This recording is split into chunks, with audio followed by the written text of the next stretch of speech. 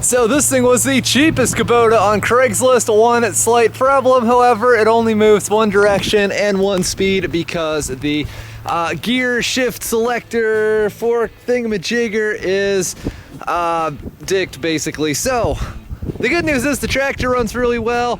The bad news is we got to fix that, and I figured while we're at it today, if I can get that functional, I want to go through and give this thing a backlogged tune-up and some maintenance. You know, I suspect that's actually probably the original fuel filter that's on this thing, so we'll give it an oil change, use some other stuff. But this is really exciting because this is the defining moment where I find out if this really, really cheap Kubota was a pretty good deal or more trouble than I bargained for. I feel like putting this in neutral out of habit, but it does absolutely nothing. All right, let's see, how do we start this thing? Like that, okay, cool. Other words. Nice smoky startup, all right. Let's see. Sounding like she might be a little low on hydraulic oil.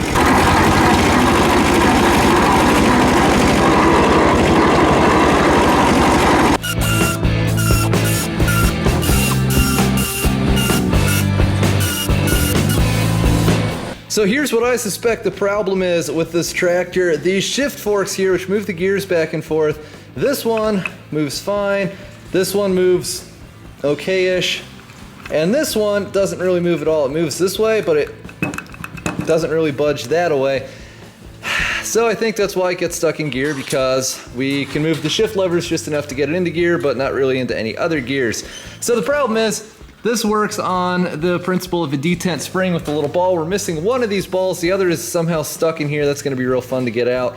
And I've called all the local auto parts places that I deal with, and they either don't know what a detent ball is, or they don't have it, or both. So I figured we'll get creative and just harvest our own, because it's basically a little ball bearing ball. How hard can it be, right? So I've been mangling on this thing for probably like a good 20 or so minutes, hammering on it. I took apart the whole one side, trying to force this thing apart so we can at least see what size the balls in this thing are. You know, it's only frustrating because never in a million years would this thing hold together so well if I actually wanted it to. Oh,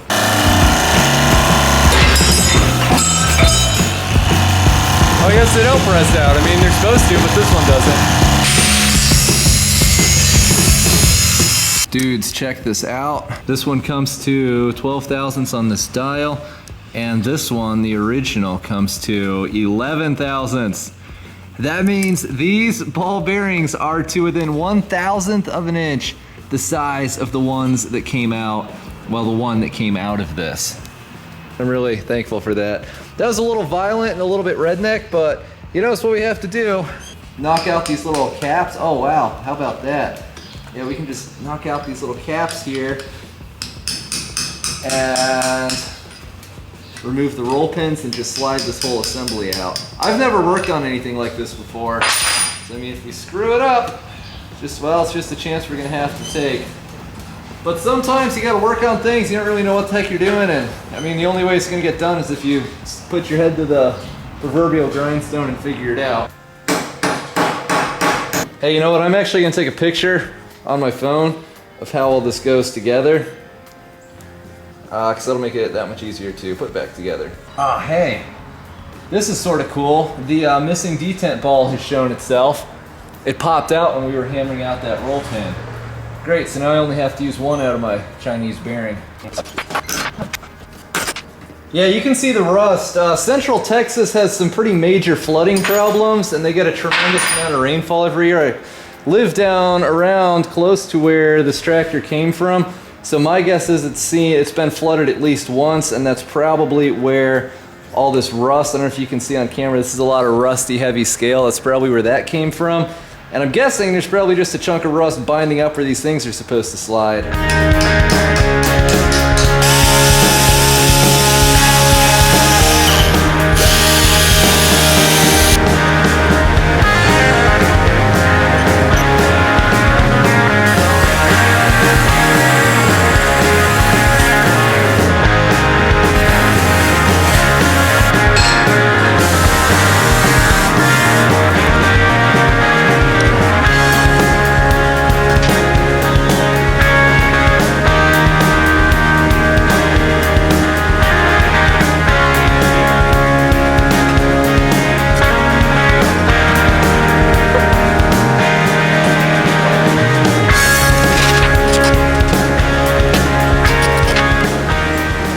So I've gone ahead and put down some RTV. We won't actually know if I get this positioned in here properly, I guess, until we drive the tractor, but hopefully I can get these gears lined up because last time I wasn't able to, and that's why the PTO has been stuck on since I took this apart.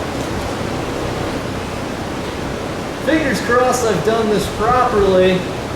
I will say, putting that assembly back on top of this thing was probably one of the single most frustrating things I've ever done at any point in my mechanical career. To anyone watching this, if you have to do this, I would say conservatively, try to plan for about 2 hours to get all this stuff together and have it cooperate, because you're lining up parts and pieces that are tiny. They only go together one way. You're like me, you don't really know what that way is, and you cannot see at all what you were doing. So definitely got my daily dose of rage there, but I would like to say I'm somewhat confident that this is back the way it's supposed to be-ish.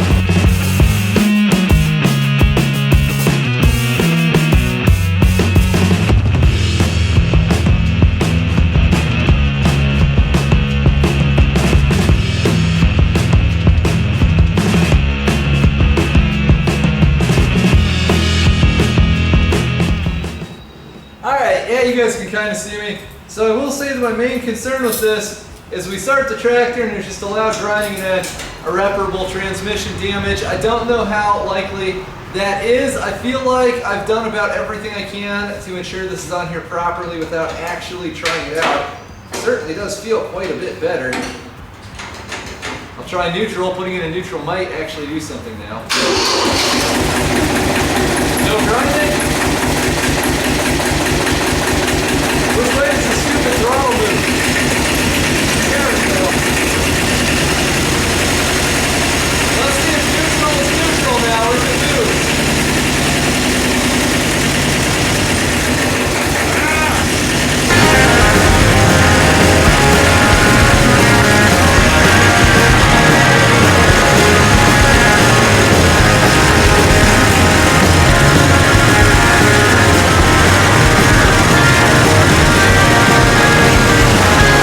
Well, unfortunately, this one's probably not going to be the easy fix I had in mind.